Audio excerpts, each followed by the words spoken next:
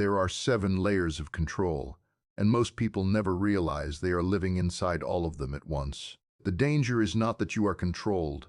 The danger is that you feel free while every decision you make has already been shaped before you arrive at it. You wake up with thoughts you believe are yours, desires that feel natural, opinions that feel justified. But what if none of them began with you? What if your mind is not a source but a receiver? Control does not begin with force, it begins with influence so subtle you never question it. And once you see it, you cannot unsee it, because control is not something that happens to you. It is something that happens through you, quietly, repeatedly, until it feels like your own will. Most people imagine control as something obvious, something aggressive, something external. But real control is silent.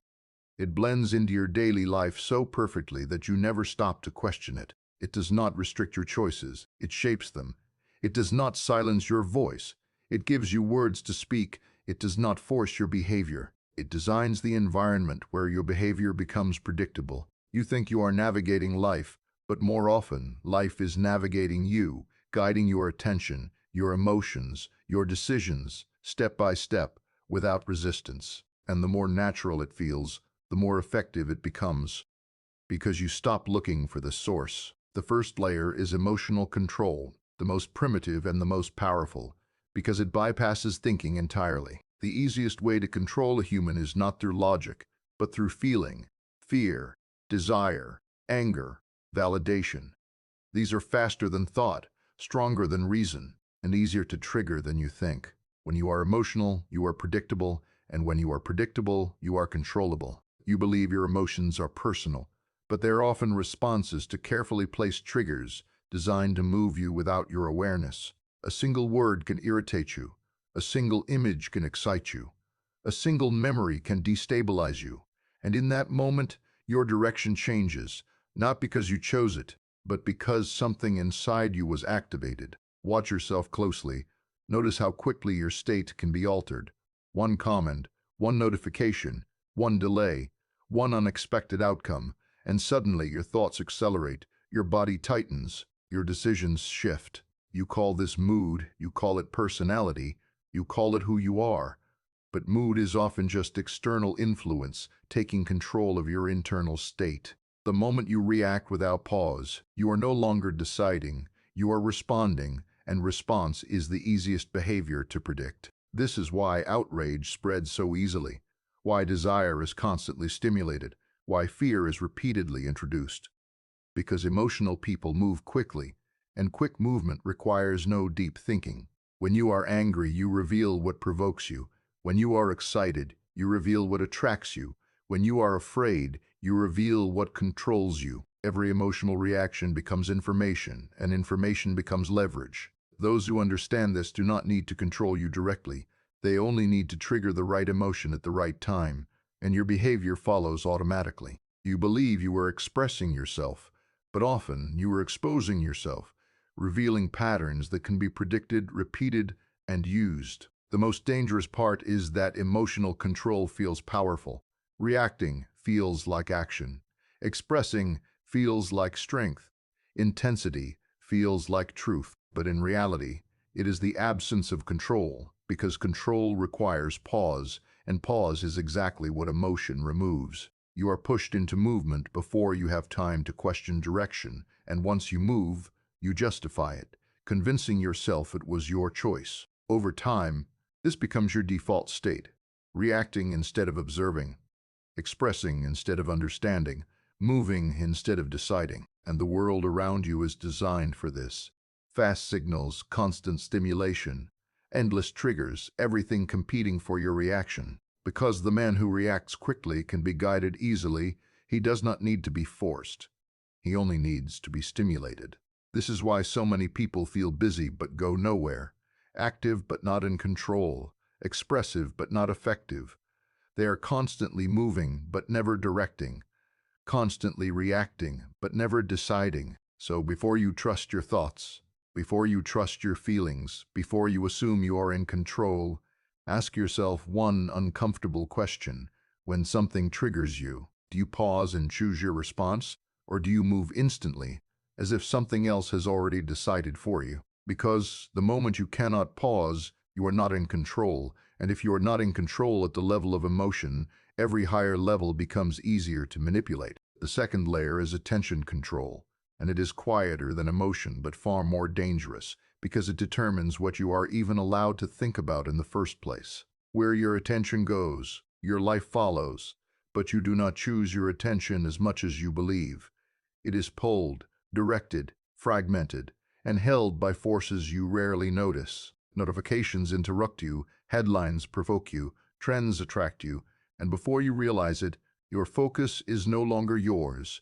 It is being guided moment by moment. You believe you are consuming information, but in reality, information is consuming you, shaping what you see, what you ignore, and what you consider important. And whatever dominates your attention begins to define your reality, because you cannot think deeply about something you barely notice, and you cannot question something that never reaches your awareness. This is the silent power of attention control. It does not argue with your beliefs. It decides what you will have the chance to believe in the first place. Notice how easily your focus is broken. You begin one task, then something pulls you away, a message, a sound, a thought, a distraction, and suddenly your mind is somewhere else. This constant shifting is not accidental. It trains your brain to stay shallow, to move quickly, to avoid depth. A distracted mind cannot think clearly, cannot question deeply, and cannot resist influence because it never stays in one place long enough to understand it.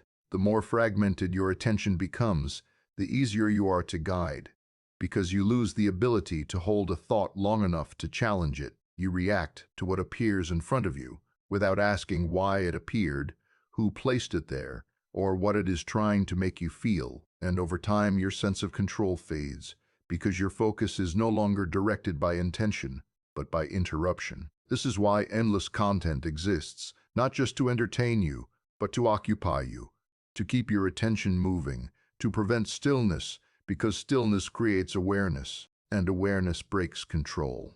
A mind that sits quietly begins to question, begins to observe patterns, begins to notice manipulation, and that is dangerous to any system that relies on unconscious behavior. So instead, your attention is constantly fed, one piece after another, never giving you enough space to step back and see the whole picture. You feel informed because you are exposed to more information than ever before, but exposure is not understanding, and information without focus becomes noise. And noise is the perfect environment for control because it overwhelms clarity. Ask yourself honestly, how much of what you focus on each day did you truly choose, and how much was placed in front of you, timed perfectly to capture your attention? Because the moment your attention is not yours, your direction is not yours. And once your direction is controlled, your outcomes become predictable. This is the quiet shift, from thinking for yourself to thinking within the limits of what you are allowed to see. And the most dangerous part is that it feels normal.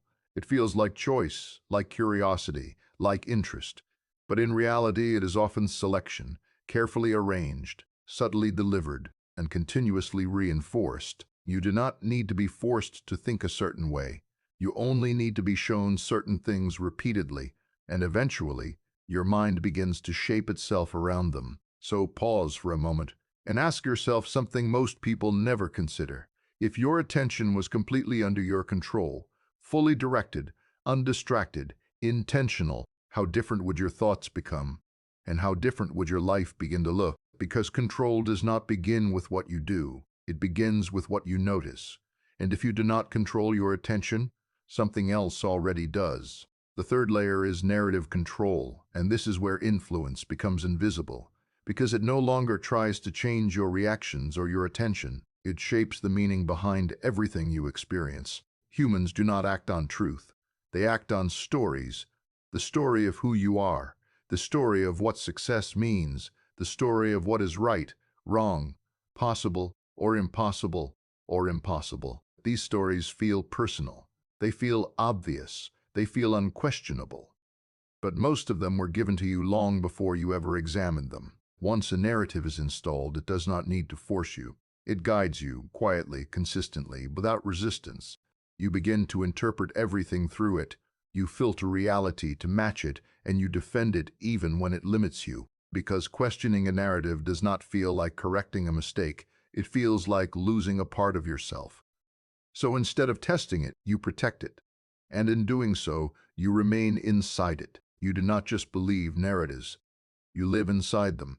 They shape what you notice, what you ignore, what you accept, and what you reject. Two people can look at the same situation and see completely different realities, not because the situation changed, but because the narrative behind their perception is different. And once that narrative is strong enough, facts no longer matter, because the mind will bend reality to preserve the story it trusts. This is where control becomes powerful because it no longer operates at the surface, it operates at interpretation. If someone can shape how you interpret events, they no longer need to control the events themselves. They only need to frame them, to give them meaning, to position them in a way that directs your response. And once you accept that framing, your behavior follows naturally, without resistance, without awareness. The most effective narratives are not extreme. They are familiar, repeated, socially reinforced. You hear them from others.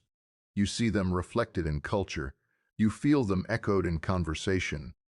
And slowly, they become part of you. You begin to repeat them without realizing it, defend them without questioning them, and live by them without ever choosing them consciously. This is why shared beliefs feel so strong, not because they are always true, but because they are everywhere, and repetition creates certainty. At this level, control does not need to argue with you. It only needs to surround you. It creates an environment where one version of reality feels natural, and anything outside it feels strange, uncomfortable, even wrong. And the moment something feels wrong, you resist it, not because you examined it, but because it does not fit your narrative. This is how control protects itself, by making alternatives feel threatening.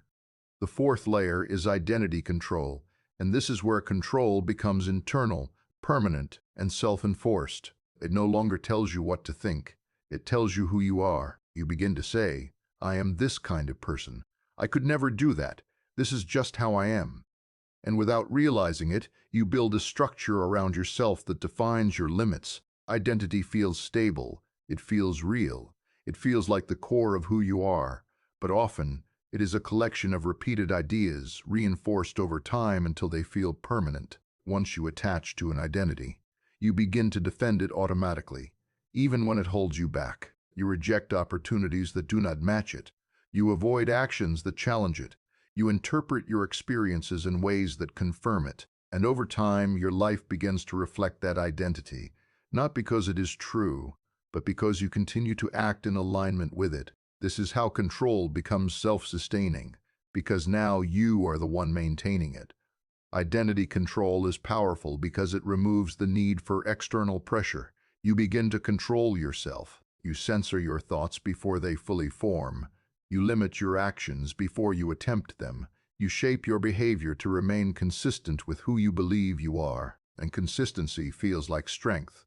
But in many cases, it is just repetition of something you never chose consciously. The deeper problem is that identity creates resistance to change, because changing means confronting the possibility that who you believed yourself to be was incomplete or even incorrect, and the mind avoids this discomfort. It prefers stability over truth, familiarity over growth. So instead of evolving, you reinforce the same patterns, the same beliefs, the same limitations, all in the name of staying true to yourself. At this point, control is no longer outside of you, it is inside you, guiding your decisions, shaping your reactions, limiting your potential, all while feeling completely natural. You believe you are being authentic, but often you are being consistent with something that was never fully examined.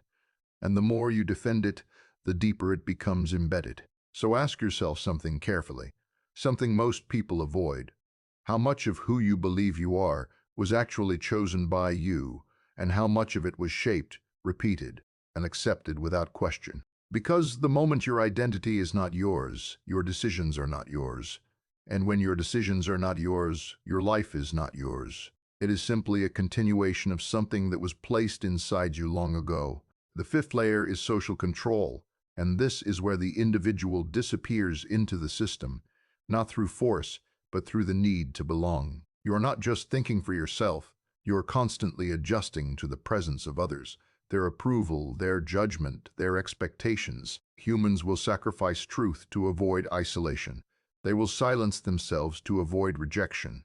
They will agree just to remain included. And the system does not need to control you directly because you begin to control yourself in response to it. You adjust your behavior, your opinions, your expression, not based on what is real, but on what is accepted. You measure your thoughts against what others might think. You filter your words before speaking. You hesitate before acting, all to maintain a position within the group. And slowly, without noticing, your authenticity is replaced with alignment. You become careful, calculated, socially optimized, but less real. The power of social control is that it feels like choice. It feels like maturity, like awareness, like emotional intelligence. But often, it is just fear of disapproval. You learn what is rewarded, what is ignored, what is criticized, and you adapt accordingly. Over time, you do not need pressure. You anticipate it, and anticipation becomes limitation. You begin to avoid certain thoughts entirely, not because they are wrong, but because they are risky. This is how control becomes collective. The group reinforces itself. People correct each other, judge each other, guide each other back into alignment. And anyone who steps outside the pattern feels resistance immediately. Not because they are necessarily wrong, but because they are different. And difference creates discomfort, so it is suppressed, discouraged, or dismissed. The system protects itself by making deviation feel dangerous. The sixth layer is incentive control, and here control becomes even more refined. Because it no longer restricts you, it motivates you. You are not pushed, you are pulled. Money, status, pleasure, recognition, these become the drivers of your behavior. You believe you are chasing success, but success itself is structured to guide you, to keep you moving in specific directions, to reward certain actions and discourage others. You begin to organize your life around these incentives. You work harder, compete more, compare constantly, not because you are forced, but because you want the reward. And this is the most efficient form of control because it turns desire into direction. You willingly participate, you willingly adapt, you willingly stay within the system, because the system gives you something in return. But the cost is rarely visible at first. You trade time for reward, attention for validation, energy for recognition, and slowly, your life becomes shaped by what the system values, not by what you truly understand or choose. You become productive, efficient, successful by external standards, but internally, something feels off because your direction was never fully your own. And the more you rely on these incentives, the harder it becomes to step away, because stepping away feels like loss. Loss of status, loss of progress, loss of identity. So you continue, even when you sense something is not right, because the rewards keep you engaged, and engagement keeps you controlled. The seventh and final layer is internalized control, and this is where control reaches its highest form, because it no longer needs to exist outside of you at all. There is no visible system, no obvious pressure, no clear influence, only you, your thoughts, your habits, your routines. You wake up, you follow patterns, you think in familiar ways, you make predictable choices, not because anyone is guiding you, but because it feels natural. This is when control becomes complete, when the system no longer needs to direct you, because you direct yourself exactly as it would. Your fears, your desires, your ambitions, your limits, all align with something you never consciously chose, yet it feels like your own will. You believe you are free, but your freedom exists within boundaries you never examined. You repeat behaviors without questioning them. You avoid risks without understanding why. You follow paths that feel right, but were shaped long before you recognized them. And because there is no external force, there is nothing to resist, nothing to fight against. Control becomes invisible, permanent, and deeply embedded. At this level, the only way to break control is awareness, but awareness is uncomfortable because it forces you to question everything, your thoughts, your identity, your direction, your beliefs. It removes certainty, it removes comfort, and replaces it with responsibility. And most people avoid this not because they cannot see, but because they do not want to. So ask yourself this, without rushing to protect your ego, without trying to find a comfortable answer. If every external influence disappeared, no approval, no pressure, no reward, no expectation, how much of your life would remain the same, and how much of it would collapse? Because true freedom is not doing whatever you want, it is understanding where your wants came from. Most people will never reach that level of clarity, not because it is impossible, but because it requires letting go of everything that once felt certain, and the mind would rather stay controlled than face the uncertainty of being truly free. So the question is no longer whether you are controlled. The question is whether you are willing to see it, and if you see it, whether you are willing to change it.